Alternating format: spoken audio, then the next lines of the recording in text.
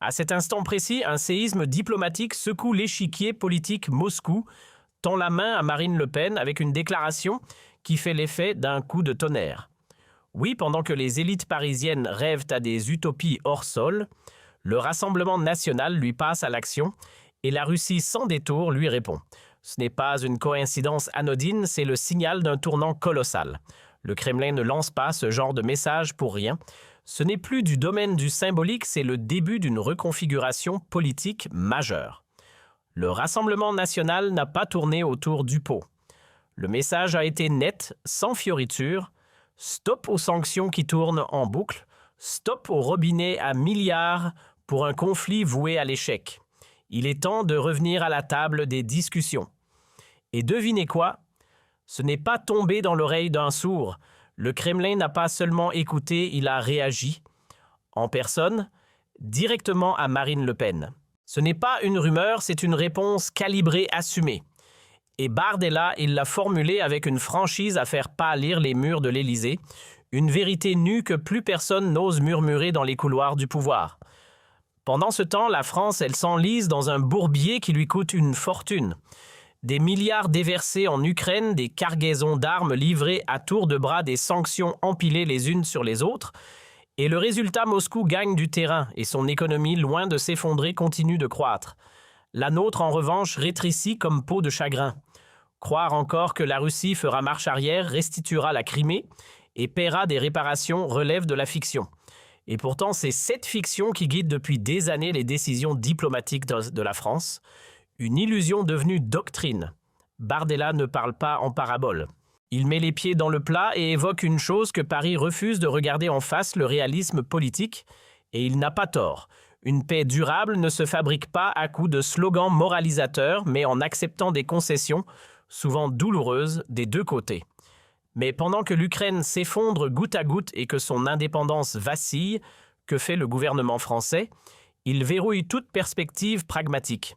À la place, la même recette sans fin, plus de missiles, davantage de milliards, une énième vague de sanctions. Et toujours aucun résultat stratégique tangible. La Russie avance, l'Ukraine recule et la France. Paix, paix et paix encore. Sur la scène mondiale, Paris n'impressionne plus personne. L'image du pot de fleurs. Ce n'était pas une blague, mais un résumé symbolique. Notre diplomatie est devenue décorative. Alors que d'autres capitales prennent les devants, discutent, cherchent des issues, la France est mise à l'écart, même pas conviée à la table. Le déclassement n'est plus à venir, il est là. Et c'est bien le prix à payer pour les choix de Macron et de son entourage. Jordan Bardella ne tourne pas autour du pot. Il pose la question qui dérange tout le monde, celle que personne n'ose affronter à l'Élysée. L'intérêt de la France, il est où dans une fuite en avant sans fin, à engloutir des montagnes d'argent dans un conflit perdu d'avance, ou dans une diplomatie intelligente capable d'apporter à la fois un cessez-le-feu durable pour l'Ukraine et un répit économique pour nos foyers. La logique est implacable, arrêter les frais maintenant, c'est économiser des sommes colossales, mais surtout c'est ouvrir la voie à la reconstruction, avec à la clé des opportunités gigantesques pour nos entreprises. Voilà ce que serait une politique vraiment utile à la France. Et sinon, l'autre scénario sur la table, c'est le cauchemar absolu, l'OTAN qui s'implique directement des soldats occidentaux sur le sol ukrainien. Personne, absolument personne ne veut voir ça. Et c'est là que le RN tranche net avec les autres. C'est le seul parti qui regarde les choses en face, qui ose dire que battre militairement la Russie relève de l'illusion pure. Continuer à vider nos caisses pour une victoire imaginaire, non merci. Pendant que Macron et ses alliés agitent leur boussole morale calquée sur Washington, le RN reste fixé sur l'essentiel, mettre la France en priorité. Paix, stabilité, protection de notre économie. Il est grand temps que la France redescende sur terre. Les illusions coûteuses doivent cesser. Si ce conflit s'éternise, ce ne sont pas ceux qui l'ont alimenté qui paieront l'addition, mais bien nous pendant des générations. Pendant que certains se frottent les mains, c'est notre économie qui s'enfonce. Et qui ose le dire, un seul camp, le Rassemblement national. Le seul à réclamer haut et fort ce qui aurait dû être évident depuis le début, la négociation plutôt que l'affrontement, le bon sens souverain, au lieu de l'allégeance automatique. Et puis il y a eu ce moment charnière. Pendant que Paris s'en mêle dans sa propre débâcle fiscale, que les citoyens sont asphyxiés par une avalanche de taxes, un événement de portée historique a lieu à des milliers de kilomètres. Ignorant les mises en garde, bravant les caricatures qu'on lui colle depuis des années, Marine Le Pen prend l'avion pour Moscou. Et elle ne s'y rend pas pour faire de la figuration. Elle parle. Elle est écoutée. Aux côtés de Bardella et Zemmour, elle ne se contente pas d'un dîner protocolaire, elle échange directement et sans détour avec Vladimir Poutine en personne. Oui, vous avez bien compris. Pendant que Macron s'entête à snober Moscou et préfère envoyer des missiles à la place de mots, le RN lui agit. Dans les couloirs solennels de la Douma, ce ne sont pas de simples poignées de main, c'est une offensive diplomatique millimétrée.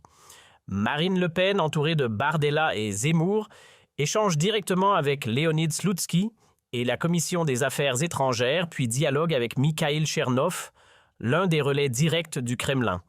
Et là, Le Pen envoie un message limpide. Il est urgent de revenir à une logique pragmatique et de cesser de gouverner sous perfusion idéologique. Le mot pragmatisme, oublié depuis belle lurette dans les dictionnaires parisiens, revient comme une gifle. Pendant que Paris accumule les sanctions sans faire dans la guerre ukrainienne et s'emmure dans une hostilité aveugle, le RN avance là où les autres reculent vers la diplomatie. Oui, il faut du courage, et eux l'ont. Et soudain, le moment historique, Vladimir Poutine, pour la toute première fois, parle publiquement du Rassemblement national. Il souffle, en substance, ce que tout le monde redoutait d'entendre, enfin une voix française qui s'adresse à nous avec bon sens. Autrefois salué à Paris Poutine, constate qu'aujourd'hui, rares sont ceux qui osent encore parler. Mais Marine Le Pen, il la désigne claire. À cet instant précis, un séisme diplomatique secoue l'échiquier politique Moscou, tend la main à Marine Le Pen avec une déclaration qui fait l'effet d'un coup de tonnerre. Oui, pendant que les élites parisiennes rêvent à des utopies hors sol, le Rassemblement national lui passe à l'action et la Russie sans détour lui répond. Ce n'est pas une coïncidence anodine, c'est le signal d'un tournant colossal. Le Kremlin ne lance pas ce genre de message pour rien. Ce n'est plus du domaine du symbolique, c'est le début d'une reconfiguration politique majeure. Le Rassemblement national n'a pas tourné autour du pot. Le message a été net, sans fioriture.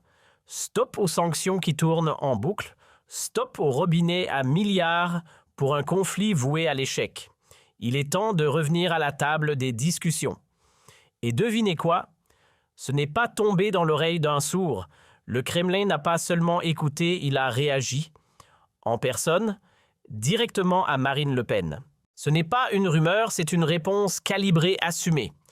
Et Bardella, il l'a formulée avec une franchise à faire pâlir les murs de l'Élysée, une vérité nue que plus personne n'ose murmurer dans les couloirs du pouvoir. Pendant ce temps, la France, elle s'enlise dans un bourbier qui lui coûte une fortune. Des milliards déversés en Ukraine, des cargaisons d'armes livrées à tour de bras, des sanctions empilées les unes sur les autres. Et le résultat, Moscou gagne du terrain et son économie, loin de s'effondrer, continue de croître. La nôtre, en revanche, rétrécit comme peau de chagrin. Croire encore que la Russie fera marche arrière, restituera la Crimée et paiera des réparations relève de la fiction. Et pourtant, c'est cette fiction qui guide depuis des années les décisions diplomatiques de la France.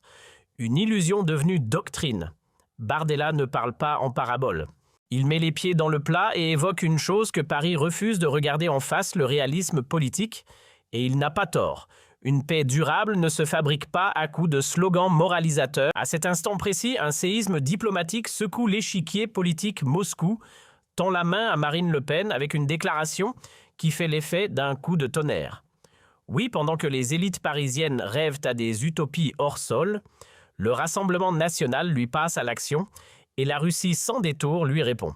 Ce n'est pas une coïncidence anodine, c'est le signal d'un tournant colossal.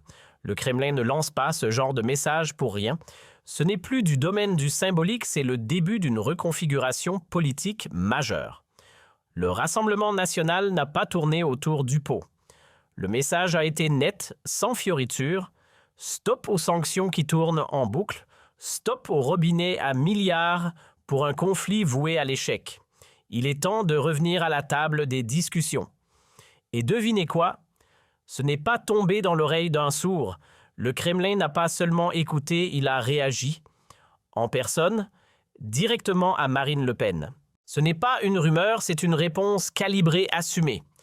Et Bardella, il l'a formulée avec une franchise à faire pâlir les murs de l'Élysée, une vérité nue que plus personne n'ose murmurer dans les couloirs du pouvoir. Pendant ce temps, la France, elle s'enlise dans un bourbier qui lui coûte une fortune.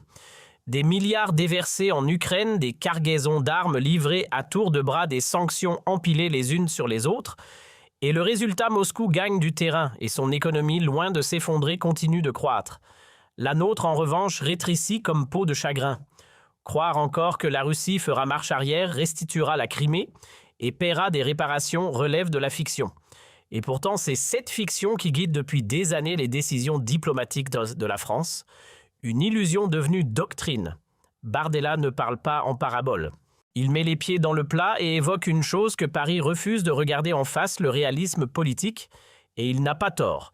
Une paix durable ne se fabrique pas à coups de slogans moralisateurs, mais en acceptant des concessions, souvent douloureuses, des deux côtés. Mais pendant que l'Ukraine s'effondre goutte à goutte et que son indépendance vacille, que fait le gouvernement français? Il verrouille toute perspective pragmatique. À la place, la même recette sans fin, plus de missiles, davantage de milliards, une énième vague de sanctions. Et toujours aucun résultat stratégique tangible. La Russie avance, l'Ukraine recule et la France, paix, paix et paix encore. Sur la scène mondiale, Paris n'impressionne plus personne, l'image du pot de fleurs. Ce n'était pas une blague, mais un résumé symbolique. Notre diplomatie est devenue décorative. Alors que d'autres capitales prennent les devants, discutent, cherchent des issues, la France est mise à l'écart, même pas conviée à la table. Le déclassement n'est plus à venir, il est là. Et c'est bien le prix à payer pour les choix de Macron et de son entourage. Jordan Bardella ne tourne pas autour du pot. Il pose la question qui dérange tout le monde, celle que personne n'ose affronter à l'Élysée. L'intérêt de la France, il est où dans une fuite en avant sans fin, à engloutir